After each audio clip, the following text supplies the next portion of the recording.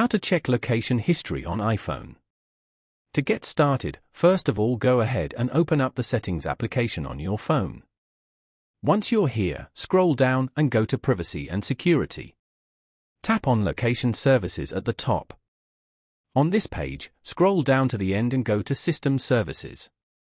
System services that have requested access to your location will appear here. Scroll down and go to Significant Locations. Over here, you can view your location summary and recent records. If you want to clear the history, then tap on Clear History below. Tap on Clear History again to confirm. Now, go back and open Google Maps on your phone. Once you're here, go to the top right corner and tap on your profile. Then, go to your timeline as shown. As you can see, there is no history over here. You can also change the timeline to another date if you want. Following these steps, you can easily check location history on iPhone.